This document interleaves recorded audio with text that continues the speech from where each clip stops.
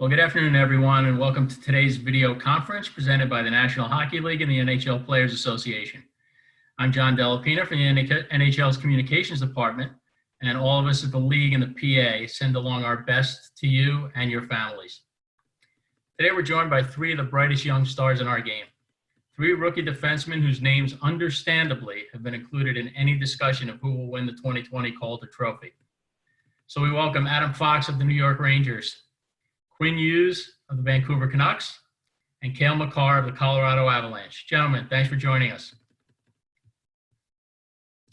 Guys, let's go around and let's just find out where you are, who you're with, and how you're holding up during all of this. And we'll start with you, Cale.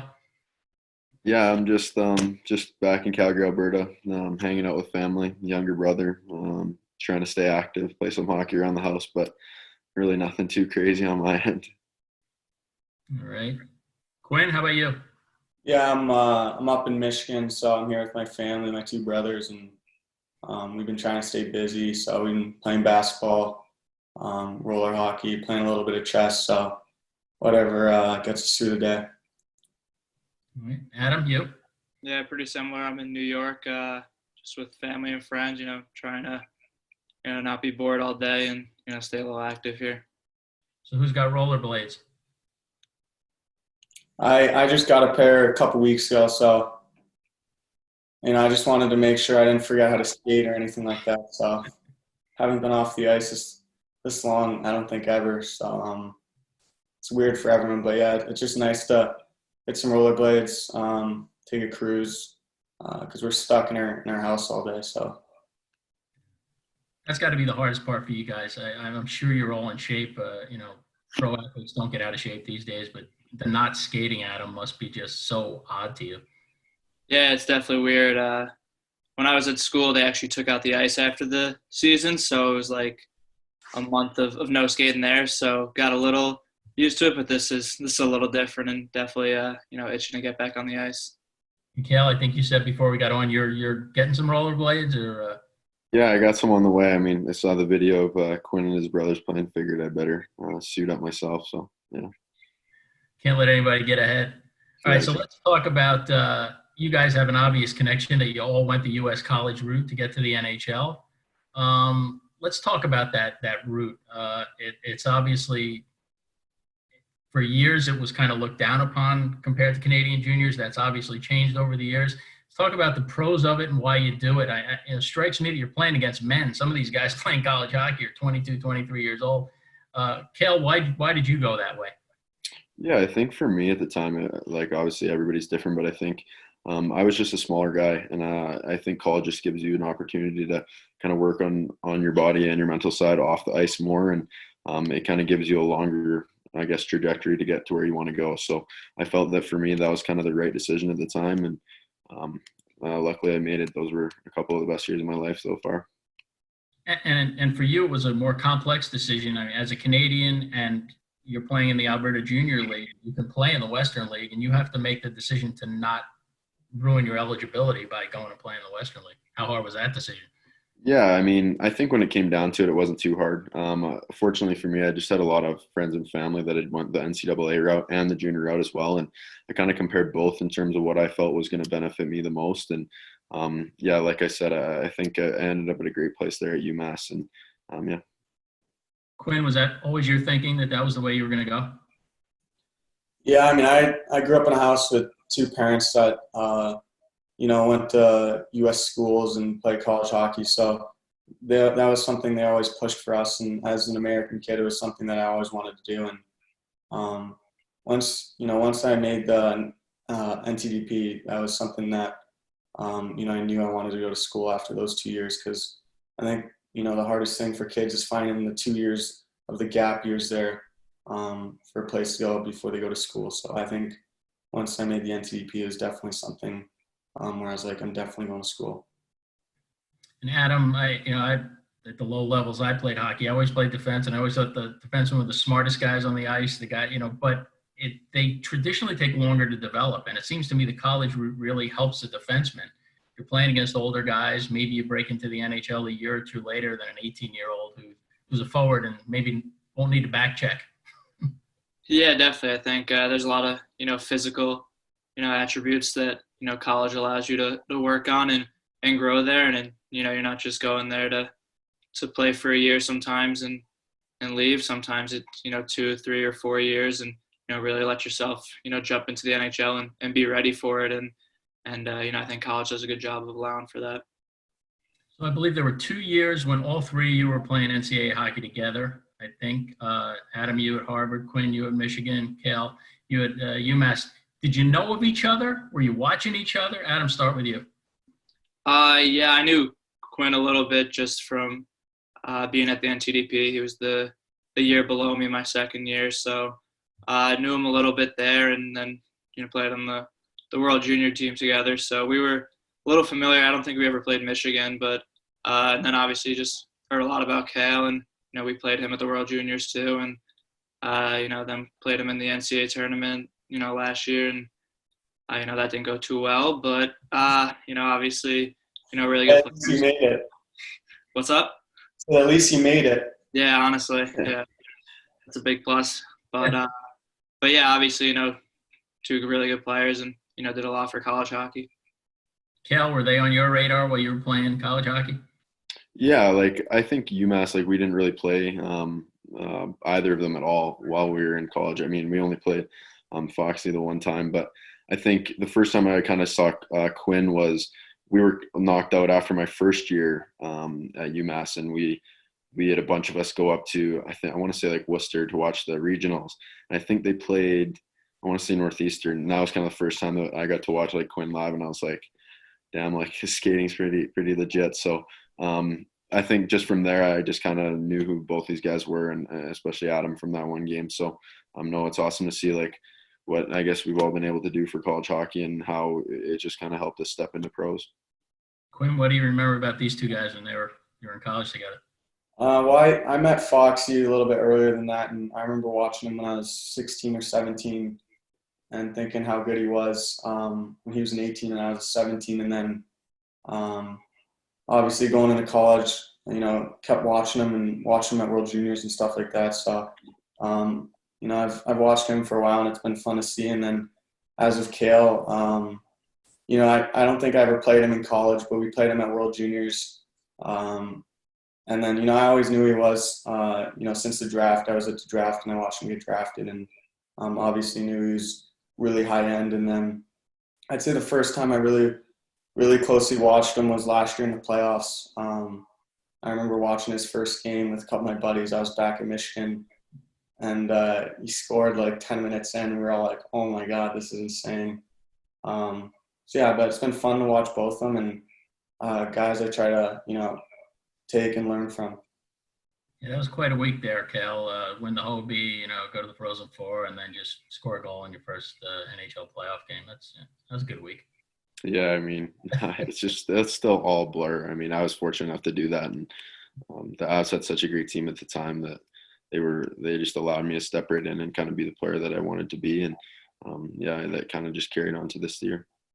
All right, let's talk about one memory you all share, which is the outdoor game in 18 in Buffalo, World Junior. Cale smiling, but well, I think you had the last laugh there. But anyway, what was that like? Cale, you've played in an outdoor game since, but what was that like that day? The snow coming down and all that. Yeah, that was a unique experience. I mean, starting the game was fun, and then you get to the second and third period, and it was snowing heavy. They were shoveling every few minutes. You were freezing cold. Probably got to like, I don't even know what Celsius, around minus 20 Celsius. And it was just, you were just grinding. The ice was getting bad. It was, it wasn't a fun one. And obviously we go as far as you can go to the last shooter in the shootout. So I think Brady Kachuk ended that one. But yeah, no, it was still a fun experience. Great crowd and things. Yeah. Quinn, Cale's not mentioning that he scored the first goal in that game, but what do you remember about that game? Yeah, I remember he scored a 5-hole goal, I think it was, and then whiffed on it. I remember that the ice was so bad in the second and third. Like, I remember going into the intermission in the third, we were down 3-1, and I was like, come on, like, make a play, do something, because I was totally irrelevant that game so far. And I was like, I honestly don't know if I can do anything because the ice is so bad. You just got to whack it up the ice. But like Cale said, it was tremendous experience. I think there was 50,000 people there. So it was pretty special for me. And I remember we were driving to the game, me and Foxy, the bus, and we got stuck. And we had like 15 or 20 people that were Bills fans wearing Bills jerseys push our bus out of the snow because we were stuck. So it was definitely crazy conditions that day. Yeah, problems in the snow. I think you want a bunch of Bills fans around. They'll get it done for you. Adam, so you won gold the year before. You're one of the leaders on that 2018 team. What are you telling guys when you're going? You fall behind and there's a foot of snow on the ice. Yeah, the ice definitely wasn't the best by the end of the game, but it's actually pretty similar to when we played Canada in that gold medal game, being down 2 goals and twice and coming back then. So it's funny you said the last laugh thing, because me and Lindgren always give Brett Howden a lot of flack for that outdoor game, but then he always reminds us that they won gold that year. So can't really say much to that, but the experience outdoor was awesome and definitely a special moment for everyone. All right. So as I said before, defensemen do traditionally develop later. Do you agree with that? Can you explain it and explain to me how you guys have been able to kind of buck that trend? Cale, why don't we start with you? Yeah, I mean, I feel like there's a new generation of defensemen coming in, whether they're just small or mobile. But I think everybody's just going to take a different amount of time to develop. And I think for us, we're all kind of similar builds in terms of our height and stuff. And I think you just know when you're ready. And regardless of the way that you go, I think the game's just changing and it's just becoming faster and definitely a more agile sport. Adam is the elder of this group. I mean, how much did that extra year in school really help you be ready for the NHL?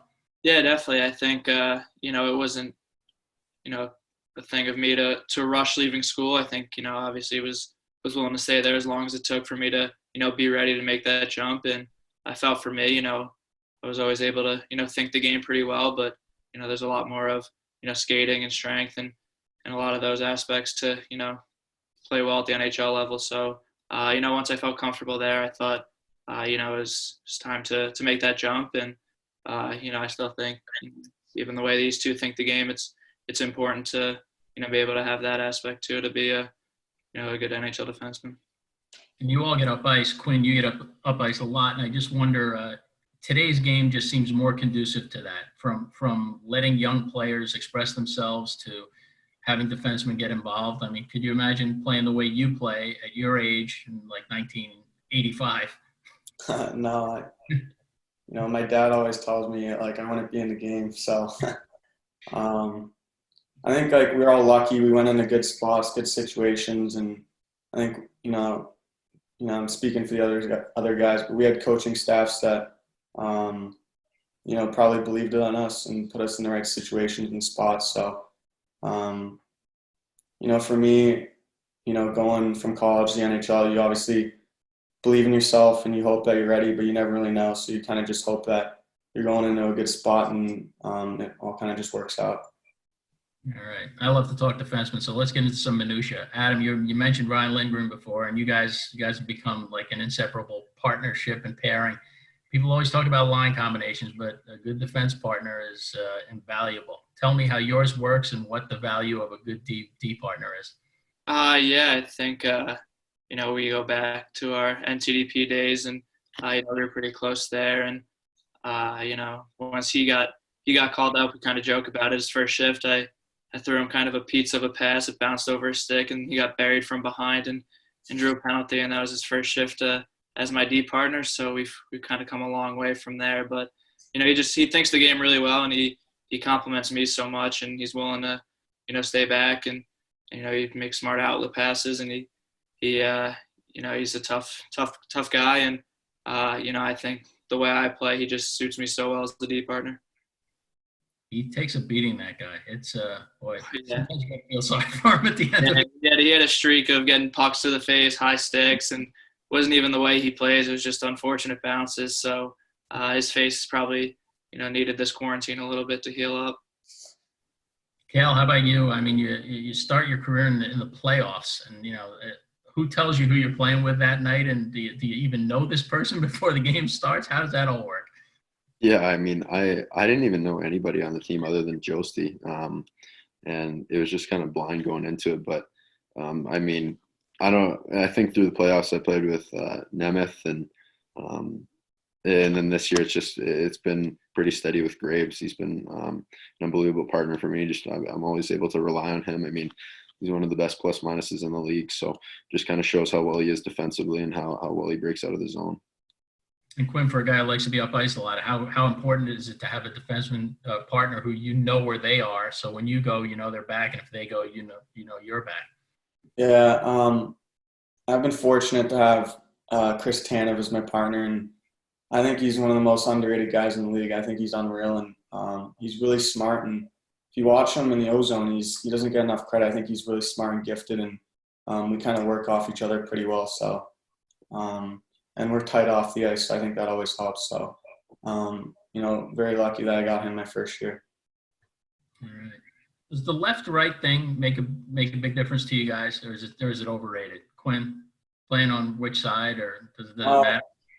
I mean, I'd like to think I could probably play the right side, but I don't know. I'm definitely better on my left, so that's probably why I wanted to play with the righty and Chris, and yeah, I'd say that. How about you, Adam? Yeah, I think you're obviously more comfortable side you play with or play on a little more, but there are times where I got put with D'Angelo, and it was kind of just two righties, and then it was whichever side you end up on, you stay. We were a little more free roving with it, and we both felt comfortable being on that left side. So, I think sometimes it's easier to do stuff when you're on your strong side, but I think a lot of guys now have the ability to switch sides and do it pretty well. All right, Cale, I'll start with you on this one. Who are your idols or your role models growing up?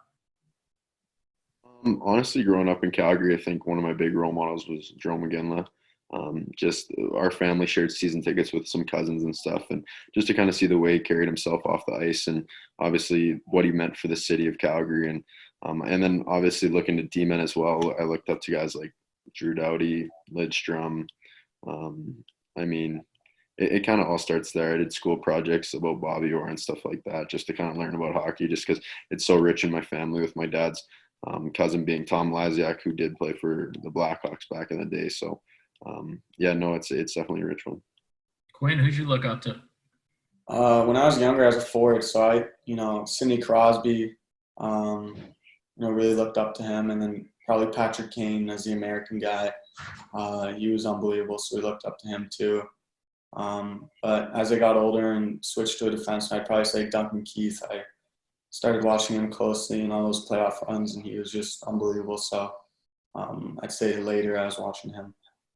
Adam, how about your guys? Yeah, pretty similar. I think, for me, Nick Lidstrom was my favorite player growing up. And, being from New York, I loved, seeing Brian Leetch highlights. My dad loved watching him. He was a big Ranger fan. And so I watched a lot of Brian Leetch clips growing up, and seeing the way he skated and was able to make plays. It's pretty cool. So those two definitely come to mind. So since you mentioned Brian, my favorite player of all time, I remember him telling me his welcome to the NHL moment, I guess in 88, right after the Olympics, first game, and just a brawl breaks out on the ice. And Chris Nyland comes up to him and says, "Well, kid, welcome to the NHL." And his eyes are like saucers. He couldn't believe it. So I want to know what your welcome to the NHL moments were. Cale, I can only imagine what yours is, so we'll save you for last. So Adam, when did you – anything, just pulling the jersey on, stepping on the ice, just something that made you say, I can't believe where I am right now? Yeah, the opening intros, but, our first game was at home. So, they announced everyone, and I had a ton of friends and family at home. And, right after I went, it was, Elias Anderson had the wire trip coming out so that eased my nerves a little bit, and was like, okay, well, whatever I do, it's tough to do anything like that. So, I got to thank Elias for taking the edge off a little bit before that game. Quinn, what was your welcome to the NHL moment? I'd probably just say my first game. It was a really good crowd, and crowd was really into it, and we were winning, and it was probably just it's hard to, realize that you're there. And so I'd probably say my first game, yeah. All right. Cale, was this just like an all out-of-body experience for you, or are there specific things you remember? Oh, yeah, honestly, there's not really anything specific. I think the first moment that kind of comes to mind is I was getting ready just for warm-ups that first game, and obviously you're pretty nervous. You don't know what to expect, and then we're lined up in the hallway, and I think Tyson Barrie just comes up to me and just passes me on the shoulder, goes, it's an easy league, kid. And it's just like, so it's just kind of a funny one there. And I mean, he's a great guy. And so that was kind of just eased the nerves and was able to go in the first game and have some fun. And then you scored and you said, yeah, it's pretty easy. It's not that hard. Yeah, lucky one. All right. A couple more and then we'll have some fun. Well, hopefully we're having fun to this point. But let me ask you, games on the line, which forward in the league do you least want to see coming at you with speed and the puck on his stick? Cale, start with you. I mean, I think I'd be remiss if I didn't say Nate on this one. He's a lot of fun to defend in practice even, but I mean, he's a lethal weapon. You don't know where he's going to shoot or when he's going to shoot, and I think he's just a very versatile player. Okay, so you've done the rookie hockey player thing, and you complimented a veteran on your team. Now give me somebody in the rest of the league. Honestly, that's a good question. I mean, any of the top guys like McDavid, Pasternak, yeah, Crosby. I think any of those guys would be pretty tough to defend. Quinn, how about you? I'd probably say McDavid. He comes out of you with so much speed, and it's just pretty scary, honestly. So, and then also I'd say McKinnon. He's got this thing now where he's doing this spinorama move. I'm sure Cale's seen it all the time, but he does a spinorama like right in front of the crease almost, so he can take you wide. He's got you beat wide, and he still does a spinorama and beats you that way. He did it to me a couple of times when we played them probably 2 months ago, and so I was really impressed with him that game. So he's pretty good too. All right, Adam, how about you? Yeah, I also got to say McDavid. The way you could change speeds, it's tough to play against. You kind of saw his goal against Toronto where he comes and slows down and then, picks speed back up. It's tough to play a guy like that, and obviously has the hands to go along with his speed, which is, pretty rare. So he's a scary guy for sure. All right, which forward in the league do you least enjoy battling in front of the net with? Adam, start with you. Mine might be a little, different. Mine is probably Jordan Staal, just because, we play them a lot of times, and he's, kind of a moose in front of the net. Once he plants his body there, he's tough to move. And, obviously we have Mark on our team, and, he tells us about how, his brother loves, working out, and he's a pretty good game player. So, probably gotta say Jordan Staal. Cale, how about you? Really the only one that comes to mind is I just remember trying to box out Getzlaf, and he's got a few inches on me, so that was some work there, but that's really the only one that comes to mind. All right. How about you, Quinn?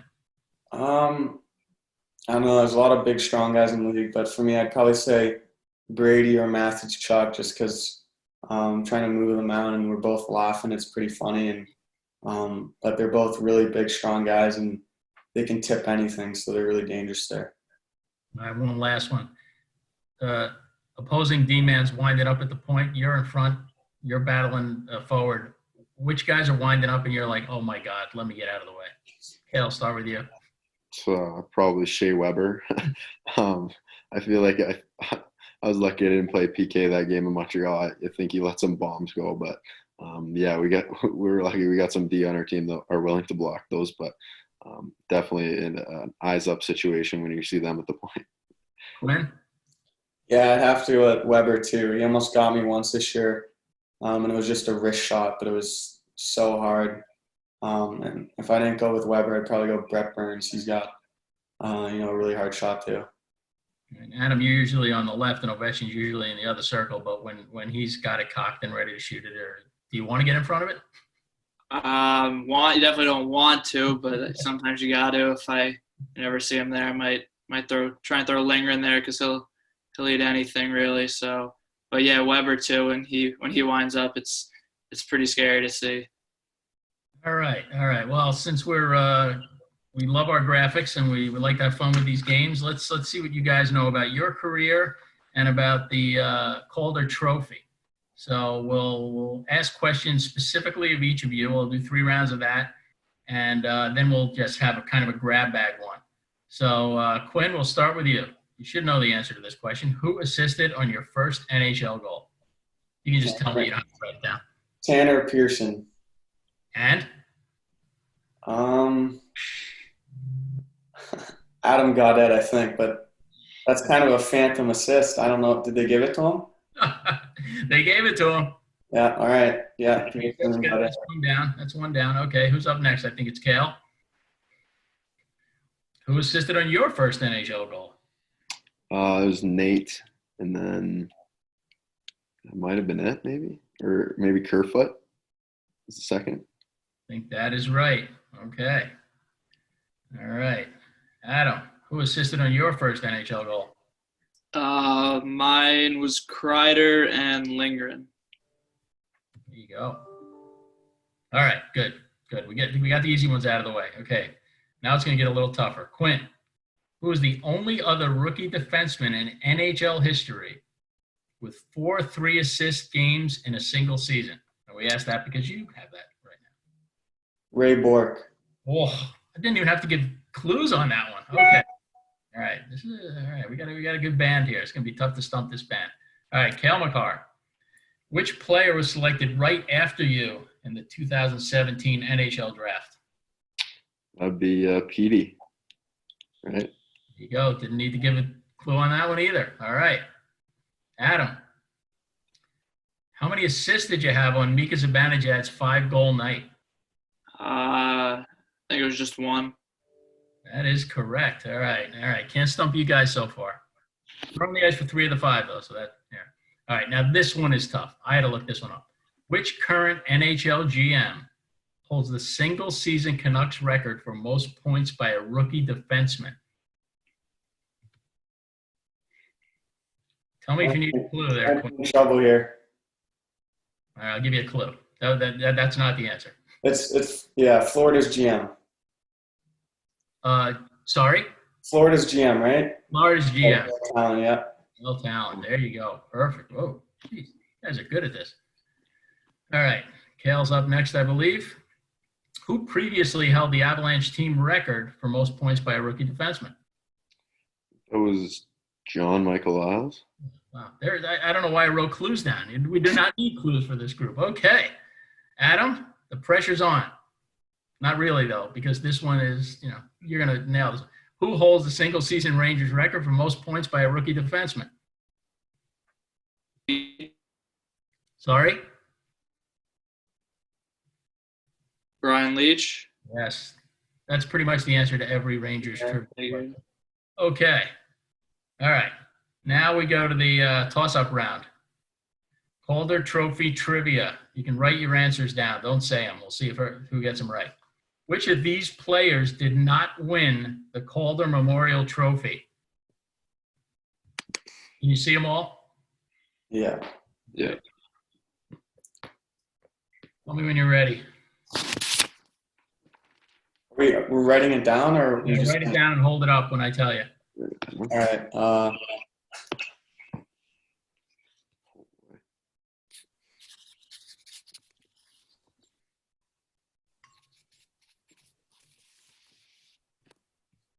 Ready. 3, 2, 1. Hold them up. Oh, yeah. No, Wayne Gretzky never won the Calder. Oh. He played pro the year before and was not eligible for the Calder Trophy. There you go. All right, we finally found one that stumps you. Let's see about this next one. Go ahead. All right, right up your alley. 2 former NCAA defensemen have won the Calder. Who are they? Oh, boy. I have no idea. Yeah, I don't know either. Okay, well, Adam should absolutely get one of these. Does that mean one of them went to Harvard, or? No, he played on the Rangers. Oh. Also, the first American to win the Conn Smythe Trophy. Now, the other one, I'll give you a clue. Let's see if you guys know your hockey history. He had relatives on the 80 Olympic team and in the current NHL. You got that one. It's not fair, Cal. These are all American clues. Yeah, I'm completely lost on both of those, to be honest with you. All right. Who's ready? I mean, I'm still not sure. I'm not really confident about I this. got nothing written down here yet. Are we going? I think we're going because I don't have any other clues. 3, 2, 1. What do we got? We got Leach and Suter is right. Forget. I got nothing here. I had Suter. There we go.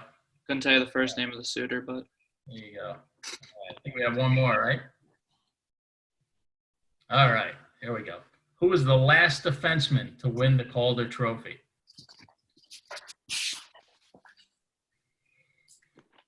Anybody need a clue on this? I'll take it. No, I'll take a clue. Taken first overall in 2014. The draft after McKinnon, the draft before McDavid.